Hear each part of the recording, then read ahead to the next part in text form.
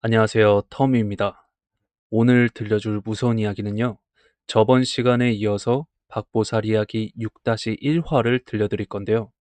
저번 6화에서 어린이집 다니는 친구가 신병을 앓고 있는 학부모 관련해서 자문을 구하다가 끝이 났잖아요.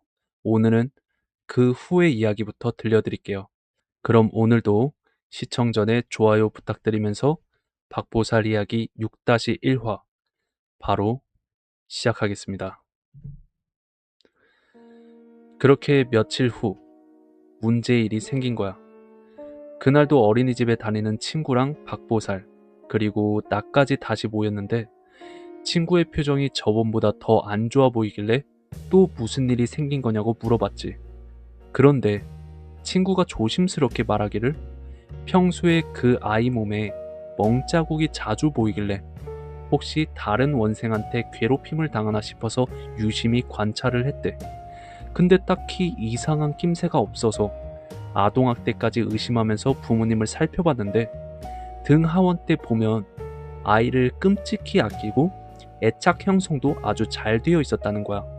그래서 인간의 힘으로 설명하기 힘든 영적인 문제라면 박보살의 도움이 필요할 것 같아서 어렵게 입을 열었다고 하더라고.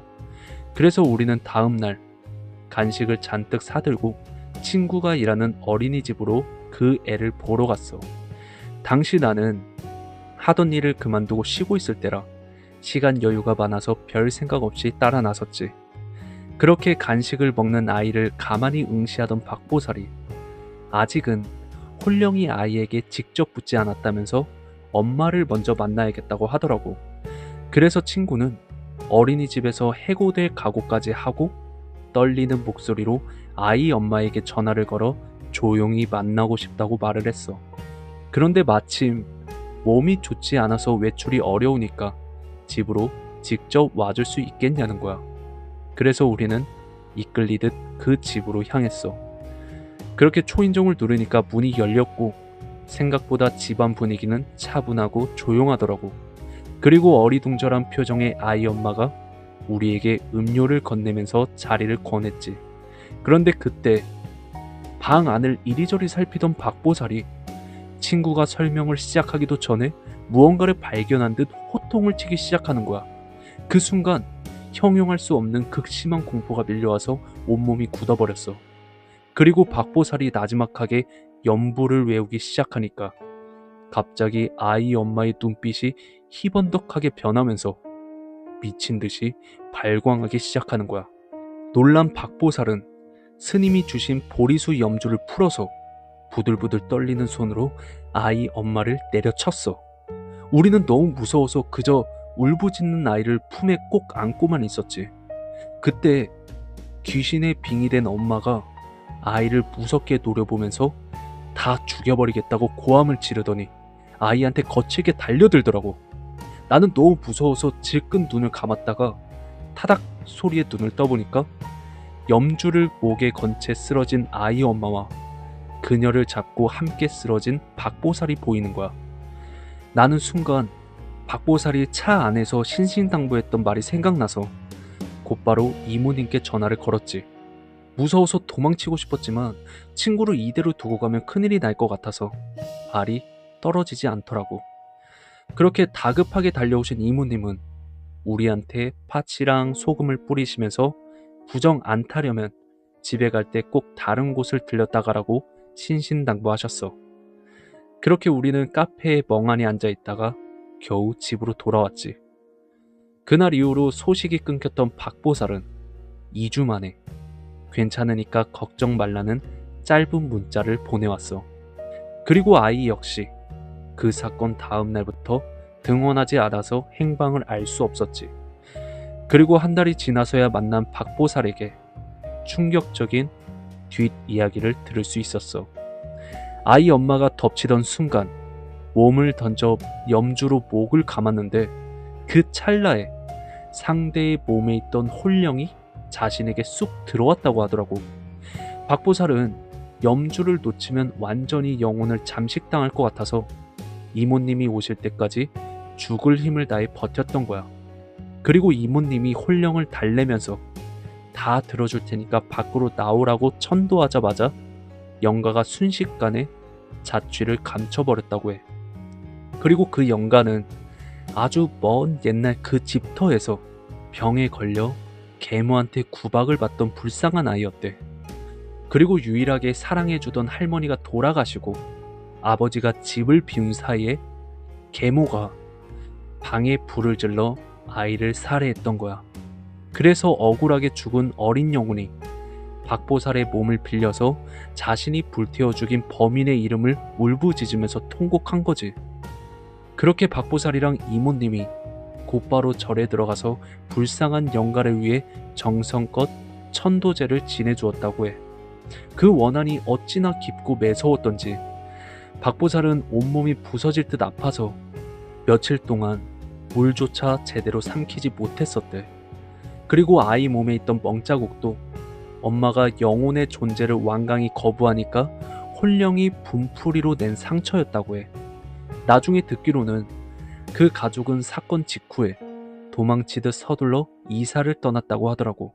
영적으로 예민하고 잘 통하는 사람은 다른 홀령 등의 표적이 되기 쉬우니까 늘 조심했으면 좋겠어.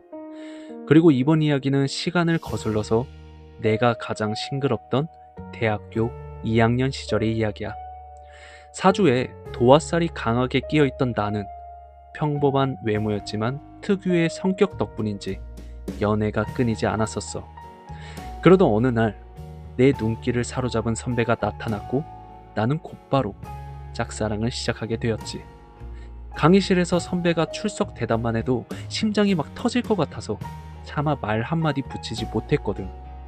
그리고 기말고사가 끝나던 날 나는 선배한테 음료수를 건네면서 조심스럽게 첫 걸음을 뗐어.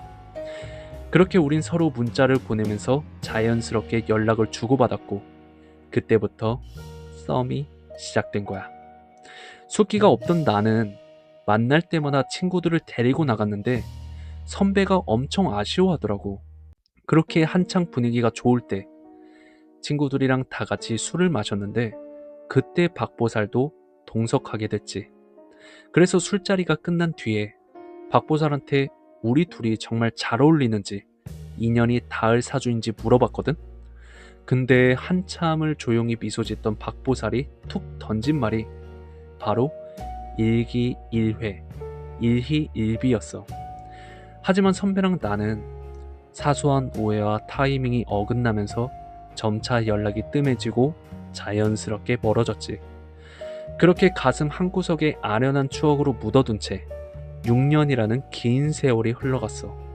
그러던 어느 날 문득 오랜 숙제를 해결해야겠다는 생각이 들어서 용기를 내서 선배한테 메시지를 보내봤거든. 근데 그동안 내가 이름까지 바꿨었는데도 성씨를 보더니 한 번에 나를 알아보고 반갑게 맞아주더라고. 그리고 그때 선배는 해외에 있었는데 곧 한국으로 들어온다는 소식을 들었지.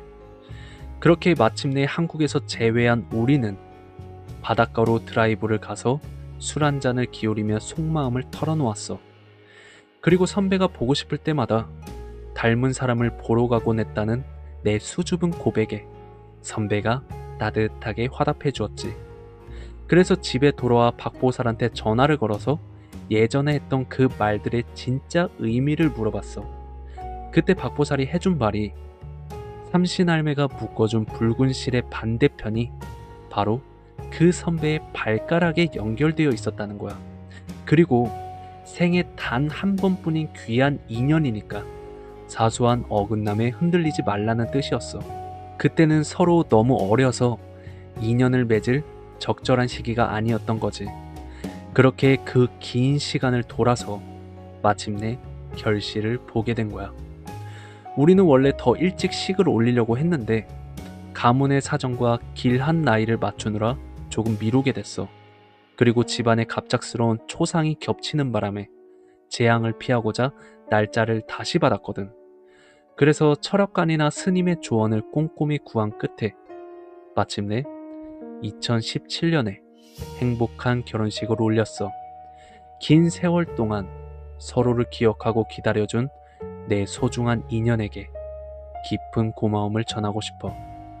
오늘 박보살 이야기 6-1화는 여기까지야. 일단 좀 너무 안타깝고 불쌍한 영혼이 빙의돼서 마음이 아프긴 했지만 그래도 산 사람은 안 건드렸으면 좋겠네요.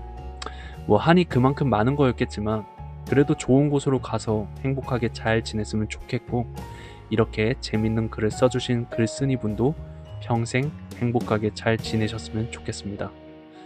그럼 오늘도 무섭게 들었으면 좋아요 부탁드리고요. 다음 시간에는 박보살 이야기 7화로 오후 6시에 다시 찾아오겠습니다.